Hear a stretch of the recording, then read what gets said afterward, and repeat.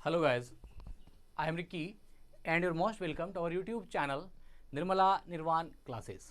आधुनिक भारत देख रहे हैं और इसमें जो आज टॉपिक है वो है भील विद्रोह।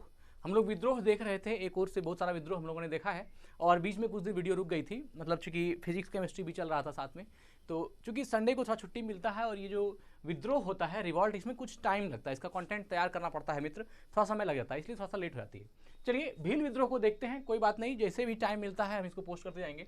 तो भील विद्रोह या भील रिवॉल्ट क्या है इसको समझेंगे आज हम लोग बेहतरीन ढंग से, और क्या क्या जो है भील विद्रोह संबंधित जो भी प्रश्न है उसको आज हम लोग देखेंगे। सबसे पहले आपको जो बोर्ड हमारा देख रहे होंगे तो यहाँ पर एक मैप दिख रहा है जो एक आधा मैप है, मतलब कि भारत का जो पश्चिमी तट है, जो पश्चिमी तरफ है, भारत का जो पश्चिमी भाग है उसका मैप आधा है। यहाँ ऊपर से आप जम्मू कश्मीर, यहाँ लद्दाख, जम्मू कश्मीर, पंजाब, हरियाणा, राजस्थान, गुजरात, महाराष्ट्र, गोवा, कर्नाटक, केरल, तमिलनाडु, आंध्र प्रदेश, ये एक तरफ का जो भारत का पश्चिमी भाग है उसी की तस्वीर हमने बनाई है। और अभी चूंकि हम लोग समझेंगे कि ये क्यों बनाया गया है, इसका मतलब समझ में आएगा आपको। सबसे पहले भील विद्रोह में यह जान लेते हैं कि जो भी विद्रोह हुआ उसका कोई ना कोई एक उद्गम स्थल होता है जहां से वो आरंभ होती है ना, तो जहां से उसकी उत्पत्ति होती है। तो जो भील विद्रोह है इसका आरंभ, इसका आगाज जो है वो महाराष्ट्र के खानदेश से लिया आता है ना, महाराष्ट्र के खानदेश से, या मैक्सिमम आप देखिएगा तो भील विद्रोह का आगाज जो है वो दिखाता है पश्चिमी तट। पश्चिमी तट मतलब क्या हो गया, ये जो भारत के मैप में पश्चिम तरफ या भारत के पश्चिम तरफ जो आप देख रहे हैं, जो सभी स्टेट हैं ये सभी क्या है, पश्चिमी तट के अंतर्गत है ना, पश्चिमी घाट या पश्चिमी तट के अंतर्गत आते हैं। तो आप जानते हैं कि जो सबसे ऊपर है वो नॉर्थ है, सबसे नीचे साउथ है, मतलब उत्तर, दक्षिण, पूरब, पश्चिम, ये ईस्ट है और ये वेस्ट है। तो वेस्ट वाला भाग जो है ये आपका क्या कहलाता है, पश्चिमी घाट। चूंकि ये सभी पानी इधर आप देखेंगे, जब भारत का मैप देखिएगा तो ये चूंकि जल से भरा हुआ है इसलिए इसको पश्चिमी घाट बोलते हैं। तो पश्चिमी घाट में आपका केरल, गोवा, महाराष्ट्र, गुजरात जो है, राजस्थान, चूंकि समझने के लिए हमने लद्दाख, पंजाब, जम्मू कश्मीर, हरियाणा दिखा दिया ताकि आपको ये बात समझ में आ जाए कि मैप जो है पूरा एक साइड से इधर पश्चिमी तट का दिखाया गया है। तो हम बात कर रहे थे कि जो भील विद्रोह हुआ था ये कहाँ हुआ था। तो भील की जो जाति है, जो जनजाति है, वो बिहार में भी है, झारखंड में भी है, गुजरात में भी है, महाराष्ट्र में भी है, राजस्थान में भी है ना, और त्रिपुरा वगैरह में भी माना जाता है।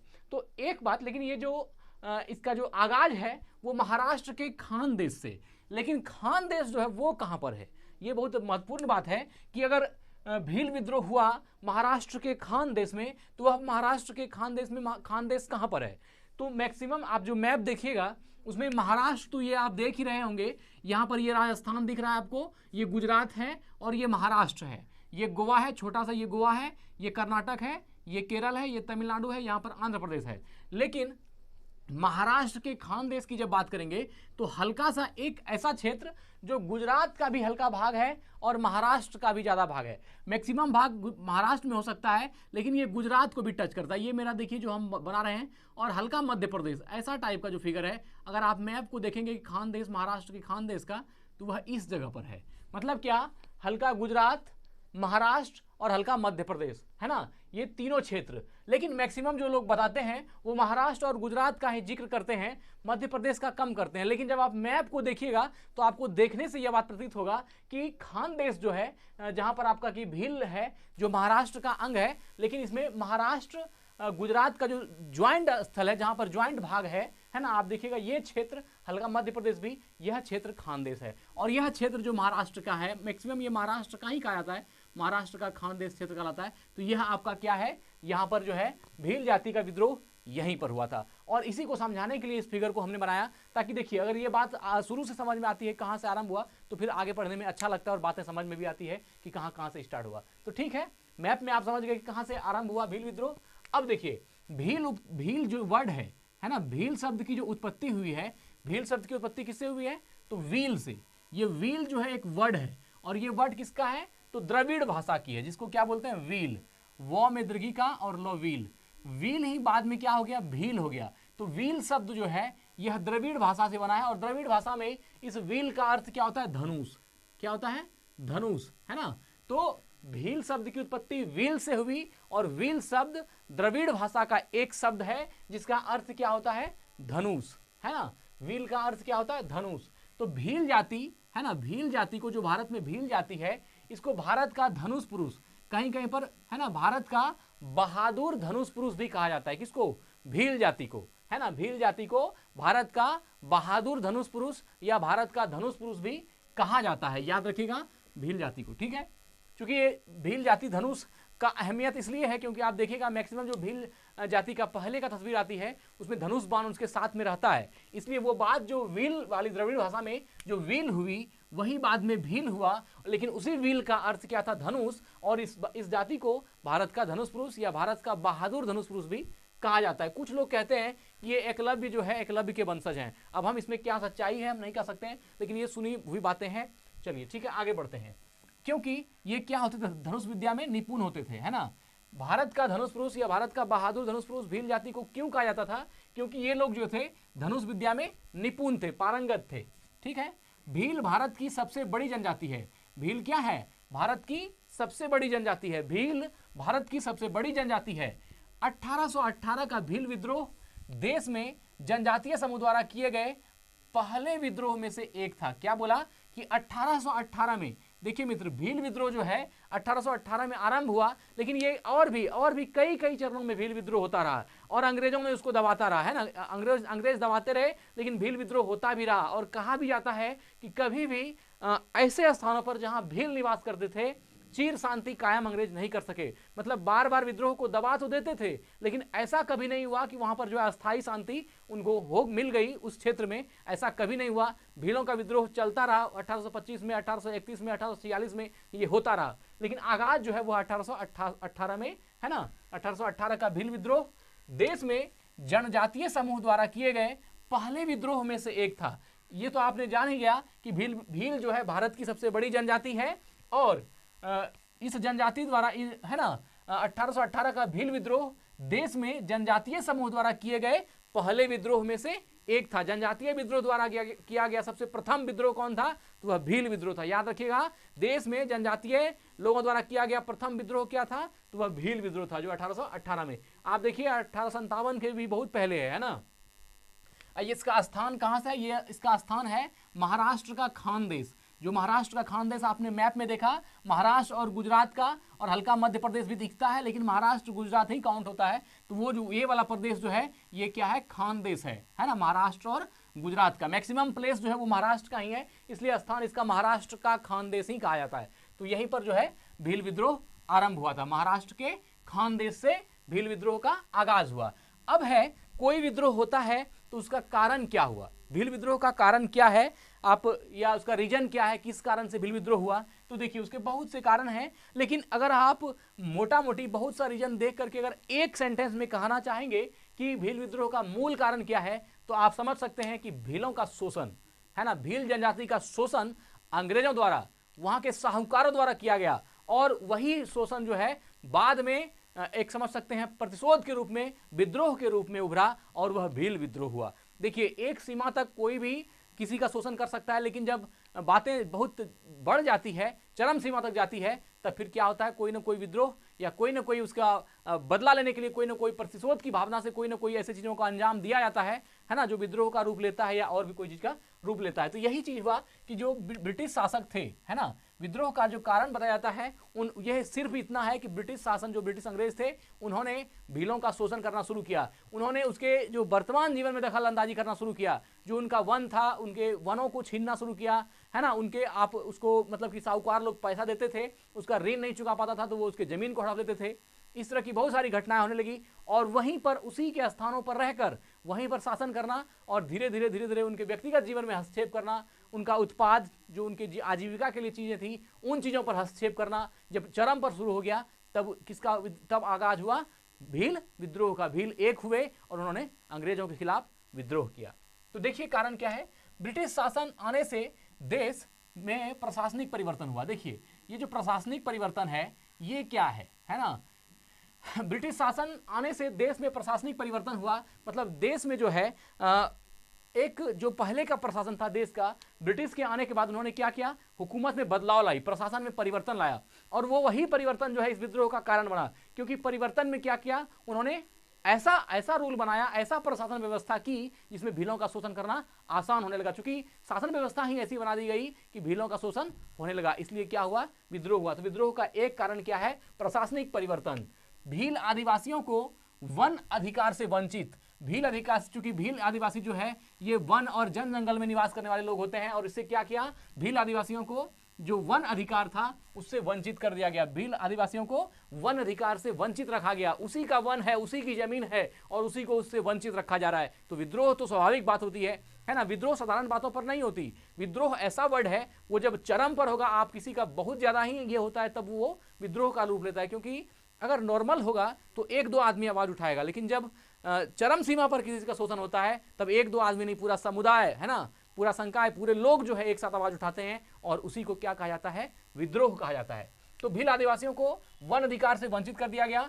वर्ष 1818 में सभी आदिवासी राज्यों ने एक संधि पत्र पर, 1818 में सभी आदिवासी राज्य जो थे उन्होंने एक संधि पत्र पर हस्ताक्षर करने के लिए ब्रिटिश प्रशासन से हाथ मिलाया।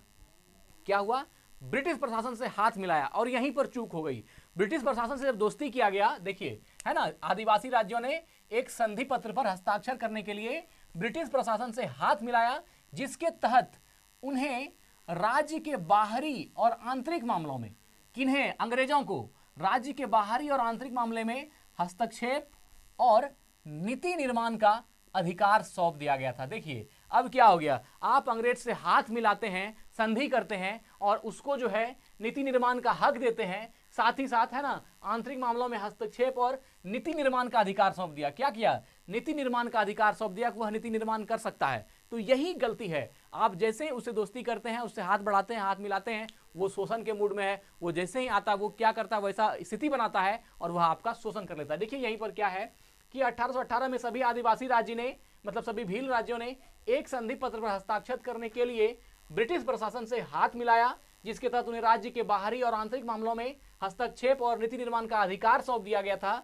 है ना, नीति निर्माण और अधिकार, नीति निर्माण का अधिकार सौंप दिया था। अब नीति निर्माण का अधिकार अगर अंग्रेजों को सौंप दिया जाएगा तो वह शोषण करने के लिए अपने अनुकूल नीति बनाएगा, वह ऐसा रूल बनाएगा कि वह आपसे रूल आप पे शासन कर सके, और यही चीज जो है गलती हो गई। तो यह भी एक कारण हो गया किसका, विद्रोह का। घरेलू खपत, है ना, घरेलू खपत और कुछ उत्पादों के व्यापार पर रोक। क्या बोला, जो घरेलू खपत था, है ना, जो ये लोग घरेलू खपत थे, भील लोगों का जो अपना घरेलू खपत था, और जो कुछ उत्पाद का व्यापार पर रोक लगाना। क्या हुआ कि घरेलू खपत पर भी वह अंकुश लगाना शुरू कर दिया, कौन, अंग्रेज। और साथ ही साथ क्या था, जो कुछ उत्पादन वो करते थे अपने घर में, उस उत्पादन पर भी रोक लगा दिया। उस उत्पादन पर रोक इसलिए लगाया क्योंकि अगर घर में उत्पादन होगा तो फिर अंग्रेजों को उसका टैक्स या उसका कुछ मिलेगा नहीं, उसका लाभ मिलेगा नहीं। इसलिए अगर उत्पादन सब जगह आम लोग जो उत्पादन कर रहे हैं उसको रोक दिया जाए, और अंग्रेज जिसको कहे वही उत्पादन करे, तो फिर उसका टैक्स जो है अंग्रेज को मिलेगा, अंग्रेज के आय में वृद्धि होगी। इसलिए उन्होंने क्या किया, आम लोगों की जिंदगी से जो आम लोगों का जीवन यापन था उससे क्या कर दिया, उत्पाद पर रोक लगा दिया, प्रतिबंधित कर दिया कि आप उत्पादन नहीं कर सकते हैं। मैक्सिमम बातें यहाँ पर शराब की आती है ना। जो आदिवासी क्षेत्र है या भील क्षेत्र थे उनमें चूंकि आनंद उत्सव मनाने के लिए वो लोग जो है शराब का व्यवहार करते थे, शराब पीते भी थे, तो शराब का उत्पादन भी उसमें होता था। आज आप झारखंड जाइए, वहाँ भी घर घर उत्पादन होता है ना, उसी से उनकी आजीविका चलती है। इतना आया आता है उस शराब से कि बहुत आजीविका चलाने के लिए वो पर्याप्त होता है, इतना धन जरूर आ जाता है उससे। तो अब क्या हुआ, अब जो लोग घर में शराब बना रहे थे उस सबको प्रतिबंधित कर दिया गया, और अंग्रेज जिसको बोला कि ये बनाएगा, व्यापारी को दिया गया, तो व्यापारी लोग बनाने लगे, और उससे क्या हो गया, आय चूंकि बाकी जगह तो मिलने ही नहीं लगा, सिर्फ व्यापारी के पास ही लोग जाने लगा। इससे क्या हुआ, व्यापारियों की हालत सुधरी, पैसा अंग्रेजों के पास बढ़ गया, उनका आय बढ़ गया। यही सब चीजों से क्या हो गया, एक तरह से भीलों का शोषण होना शुरू हो गया। तो घरेलू खपत और कुछ उत्पादों के व्यापार पर रोक, पेड़ों के काटने पर प्रतिबंध। अब देखिए, पेड़ को काटना गलत बात है, लेकिन अगर भील लोग का ही पेड़ है, वही पेड़ लगाया है, उसी को काम है, तो वह अगर काटना चाहे एक दो पेड़ काट सकता है, ऐसे तो ये पर्यावरण के विरुद्ध है। लेकिन अगर भील अपने भी पेड़ पर उसका अधिकार जो है वह खत्म होने लगा, पेड़ को काटना मना कर दिया गया, क्योंकि ये सब जो है अंग्रेज का चालबाजी था। और धीरे धीरे क्या हुआ, उनकी चीज़ों पर, उनके स्थानों पर, उनके जगहों पर वह अपना मतलब अपने हाथों में लेना शुरू कर दिया, अपना शासन बनाना शुरू कर दिया। तो पेड़ों के काटने पर प्रतिबंध, जनजाति के मूल निवासी को अपने घरों में शराब बनाने पर प्रतिबंध। अब जनजाति का जो मूल निवासी है वह अपने घर में शराब नहीं बना सकता है ना, उस शराब बनाने पर प्रतिबंध लगा दिया। किसने? अंग्रेजों ने। तो ये सब चीजें जो उसकी आजीविका पर, देखिए आदमी ऐसे नहीं बोले, लेकिन जब उसकी आजीविका पर चोट पहुंचती है ना, जिससे उसके जीवन यापन की शैली पर चोट पहुंचती है, तो वह जरूर जो है एक तरह से सरफरोशी की भावना उसके अंदर आती है ना। एक आप समझ सकते हैं कि एक नहीं है कि सरफरोशी की तमन्ना अब हमारे दिल में है। ये जो सरफरोश है ये बहुत अच्छा वर्ड है। इसका मतलब है कि बलिदान देने की भावना, कि जब हम ऐसे भी मेरा शोषण हो ही रहा है, ऐसे भी हम ढंग से नहीं जी पा रहे हैं, तो फिर सरफरोशी की तमन्ना ही हम दिल में रख लेते हैं कि चलो अब जो होगा बलिदान ही कर दिया जाए, है ना, तो अपने आप को। तो इस तरह की भावनाएं जब मस्तिष्क में होती है तो फिर क्या होता है? विद्रोह होता है। तो आप देखिए क्या किया कि मूल निवासी को अपने घरों में शराब बनाने पर प्रतिबंध कर दिया गया। अब जो उनका आय का स्रोत था वह भी बंद हो गया, तो उसका जीवन यापन कैसे चलेगा? बताइए, रोटी दाल कैसे चलेगा? राज्य ने शराब बनाने का ठेका व्यापारियों को दे दिया। अब देखिए, अब राज्य ने क्या किया? राज्य मतलब अंग्रेजों ने क्या किया? अब शराब बनाने का ठेका जो है किसी एक व्यापारी को दे दिया। तो व्यापारी को जब दे दिया तो व्यापारी तो अंग्रेज के अनुसार काम करेगा, क्योंकि बाकी पूरा स्टेट, पूरा जगह क्या है? प्रतिबंधित है। तो अंग्रेज जिसको बोलेगा वही शराब बेचेगा। अब वो बेचेगा तो अंग्रेज को टैक्स भी मिलेगा और आय भी मिलेगा। इससे क्या हो गया? अंग्रेजों को ज्यादा से ज्यादा आय अर्जित होना शुरू हो गया। अंग्रेजों की आय बढ़ने लगी और उसको क्या हो गया? उन चीजों से आय ज्यादा आने लगा। सूदखोरों द्वारा भीलों का आर्थिक शोषण। ये सूदखोर जो होते हैं सबसे चोट्टा लोग है ना, सूदखोरों द्वारा भीलों का आर्थिक शोषण, ये क्या करने लगा? अब देखिए, सब आजीविका मार दिया। अब आदमी को जरूरत करने के लिए किससे लेगा? आखिर जीवन यापन के लिए तो पैसे चाहिए, तो वह सूदखोरों से लेता था, सूद पे पैसा, सूदखोर से पैसा ले लिया, लेकिन पैसा उसको दे नहीं पाया। अब जब पैसा नहीं दे पाएगा तो वो क्या करेगा? उसका जमीन हड़प लेगा। इस तरह जब इस तरह के मतलब व्यक्तिगत हर आदमी के जीवन जब ऐसी समस्या आती है, तब इस तरह के रूपों में क्या होता है? विद्रोह की भावना भड़कती है। वही हुआ है ना, सूदखोरों द्वारा भीलों का आर्थिक शोषण हुआ। उच्च ब्याज दर पर लिए गए ऋण न दे पाने पर भूमि जब्त करना। अब देखिए, अब यह भी जो है विद्रोह का कारण हो गया कि जो ब्याज लिया, जो मूलधन लिया, उसका ब्याज भी नहीं चुका पा रहा है, मिश्र धन कहां से देगा? तो इसमें क्या होगा? अब तुम दे नहीं पाओगे तो क्या होगा? आपका जमीन जो है हड़प ली जाएगी। एक उपाय बचा था जमीन, वह भी हड़पना शुरू कर दिया, है ना। सूदखोरों द्वारा भीलों का आर्थिक शोषण, उच्च ब्याज दर पर लिए गए ऋण न दे पाने पर भूमि जब्त करना। अब क्या हो गया? उसका भूमि जब्त होना शुरू हो गया। तो इस तरह के इन तमाम जो है कामों से क्या हुआ? सिर्फ और सिर्फ नुकसान किसको हो रहा था? भीलों को। इसलिए भील इकट्ठा हुए और उन्होंने क्या किया? विद्रोह कर दिया। और विद्रोह ऐसा वैसा विद्रोह नहीं था, वह सशस्त्र विद्रोह था। ऐसा कहा जाता है कि 1818 में जो है बहुत सारे पुलिस चौकी थाने पर जो है भील पगला गए। उन्होंने, चूंकि उनको ये बात लगा कि जब हम हमारा आजीविका, हमारा सब कुछ जब लूट ही लिया तो हम रह के क्या करेंगे, और उन्होंने जबरदस्त विद्रोह किया और सशस्त्र विद्रोह किया, है ना। बहुत सारे अंग्रेजों को मारा भी, है ना, बहुत सारे थाना चौकी को जब्त भी कर लिया। लेकिन उसी में क्या हुआ? 1818 की घटना है ना, जो चील नायक था, यह जो विद्रोह 1818 और 19 में चल रहा था, तो उसके जो ये थे उसका नाम था चील नायक। देखिए, चूंकि कारण क्या है ना, इस विद्रोह में जो भील विद्रोह है, ये एक विद्रोह नहीं हुआ है, कई बार बहुत सारा विद्रोह हुआ है। तो इसके अलग अलग विद्रोह के अलग अलग नेता हैं, लेकिन एक नेता जो चील नायक थे, इनको कहता है कि फांसी पर दे दिया गया, है ना, चील नायक को फांसी पर चढ़ा दिया गया था और बाद में जो है भील विद्रोह को दबा दिया गया। भील विद्रोह कई बार हुआ और अंग्रेजों ने हर बार इसको दबाया, इसमें भी कोई दो शक नहीं है। लेकिन दबाने के बावजूद भी जिस स्थान पर भील थे वहां पर अस्थायी शांति, जहां पर भील थे वहां पर अस्थायी शांति कभी भी अंग्रेजों को हाथ नहीं लगा। अब देखिए, इसके परिणाम क्या थे? ये जो भील विद्रोह हुआ उसका परिणाम क्या है? देखिए, अंग्रेजों ने विद्रोह को दबाने के लिए सेना भेजी। अब विद्रोह हुआ, अंग्रेजों ने क्या किया? सेना भेज दिया। सेना कामयाब भी हुई, अर्थात विद्रोह को दबा दिया गया, पर विद्रोह भी व्यर्थ नहीं गया। अब जो विद्रोह किया था भीलों ने, वह विद्रोह तो दबा दी गई, लेकिन वह विद्रोह भी व्यर्थ नहीं गया, कुछ न कुछ वह लाभ जरूर दिया। क्या लाभ दिया? तो जो पहले से जितना ज्यादा अंग्रेज स्ट्रिक्ट थे इसको लेकर के, उतना ज्यादा नहीं रहे। उन्होंने रियायतों में छूट दी, है ना, बहुत सारा जो वन अधिकार नियम था उन सबको वापस कर दिया। मतलब कि जो भीलों का अधिकार था वन पर, वह उसको दे दिया। यह कम से कम विद्रोह का नतीजा यह निकला। तो यह विद्रोह के अच्छे परिणामों में आ गया ये सब चीजें, है ना। तो क्या हुआ? सेना भेजी, सेना जो है विद्रोह को दबाने में कामयाब भी हुए, पर विद्रोह भी व्यर्थ नहीं गया, क्योंकि अंग्रेजों ने विभिन्न करों में रियायतें दी, विभिन्न कर में जो है छूट दिया। अंग्रेजों ने विभिन्न करों में रियायतें दी, और ये रियायतें इसलिए दी क्योंकि विद्रोह किया गया। विद्रोह अगर नहीं किया जाता तो यह भी नहीं मिलता। और शांति समझौते के तहत वन अधिकार, है ना, और शांति समझौते के तहत वन अधिकार वापस किए। जो भीलों का वन अधिकार था, जो उन्होंने छीन लिया था, वह भी उनको वापस कर दिया कि मतलब आपका वन है, आपका अधिकार है। यह किसको दिया गया? तो झीलों को दिया। और यह सारा परिणाम किसका था? तो भील विद्रोह का ही यह परिणाम था कि उनको अपना अधिकार भी मिला और बाकी अलग अलग करों में रियायतें भी मिली, अंग्रेजों से संधि भी हुआ। विद्रोह को नियंत्रित करने के लिए अंग्रेजों ने बल और सुलह दोनों ही नीति को अपनाया। किसको? बल और सुलह की नीति को अपनाया। पहले ताकत से भी चाहा और ताकत के साथ साथ सुलह भी किया, है ना। आसानी से मानने वाले नहीं थे, इसलिए उन्होंने बल भी लगाया और सुलह भी। बल और सुलह की नीति के द्वारा उन्होंने क्या किया? फिर जो भील थे उनसे जो है अपना संबंध अच्छा कर लिया। हालांकि भीलों ने 1825 में, 1831 में और 1846 में फिर से विद्रोह किया, है ना। फिर से विद्रोह किया। कब? 1801 तो 1818 में आप देख ही रहे हैं। इसके अलावा 1825 में भी भील विद्रोह हुआ, 1831 में भी भील विद्रोह हुआ और 1846 में भी भील विद्रोह हुआ और 1881 में भी भील विद्रोह हुआ। चूंकि भील विद्रोह जो है होता रहा, भील विद्रोह कभी रुका नहीं, इसलिए कहा जाता है कि अस्थायी शांति अंग्रेजों को कभी नहीं मिला। ठीक है। अब देखिए ये जो अलग अलग विद्रोह हुए 1825 में, 1831 में, 1846 में, सबके अलग अलग नेता हैं। 1825 में कोई और है, 1831 में किसी और का, 1846 में कोई और है, जैसे मोतीलाल तेजावत, इनका भी, यह भी भील विद्रोह के नेता थे। गुरु गोविंद सिंह नहीं, ये गुरु गोविंद दूसरे हैं, जो भी, यह भी एक भील विद्रोह के नेता थे। ये प्रथम सबसे पहला नेता जो है वो गुरु गोविंद को माना जाता है। और सेवाराम भी भील विद्रोह के नेता हुए। तो सेवाराम, चील नायक, है ना, सरदार दशरथ, उचेत सिंह, जो 1821 में विद्रोह हुआ। 1821 में विद्रोह के नेता कौन थे? दशरथ, है ना, सरदार दशरथ। 1821 में, 1821 के विद्रोह के नेता कौन थे?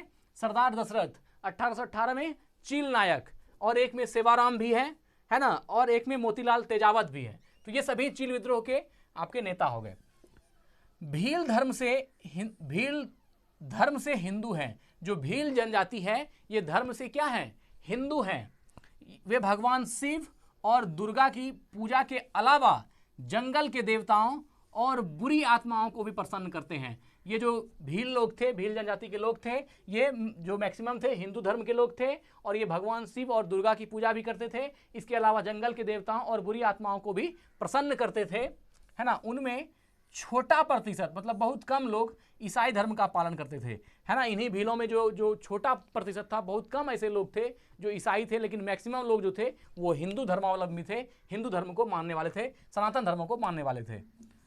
भले ही अंग्रेजों ने विद्रोह को समाप्त करने का दावा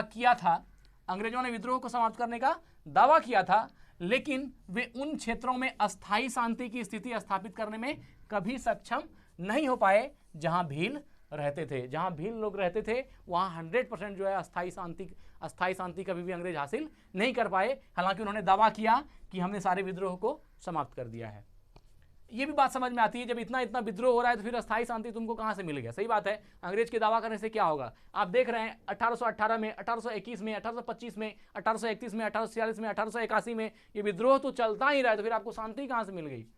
ठीक है, चलिए, नहीं हुई जहां भील रहते थे। ठीक है, अंग्रेजों के खिलाफ भील समुदाय की राजनीतिक चेतना ने अन्य आम भारतीयों में जागरूकता पैदा की। इस जनजाति से, भील जनजाति से, जो भारत में निवास करने वाली अन्य जनजातियां थी, अन्य लोग थे, उन्होंने भी क्या हुआ, इससे प्रेरित होकर के विद्रोह करना सीखा। और क्या हुआ, तो आप यह कह सकते हैं कि अंग्रेजों के खिलाफ भील समुदाय की राजनीतिक चेतना, जो भील समुदाय की राजनीतिक चेतना ने अन्य आम भारतीयों में जागरूकता पैदा की, है ना। अन्य आम भारतीयों को भी जागरूकता उसके अंदर भी ला दी, है ना। एक राष्ट्रवाद की चेतना भी कह सकते हैं, या कह सकते हैं अपने ऊपर होने वाले जुर्म के खिलाफ आवाज उठाने की भावना को जो है बल मिला।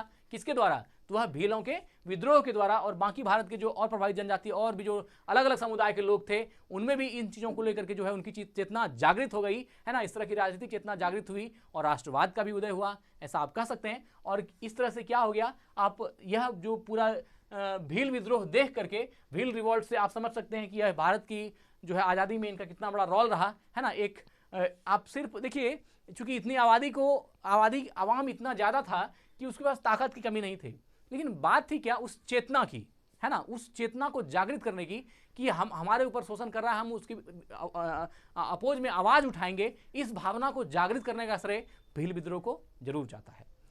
ठीक है मित्र, तो आज हमने भील विद्रोह को देखा। यही वीडियो को एंड करते हैं। स्वस्थ रहें, अपना ख्याल रखें। जय हिंद, जय भारत।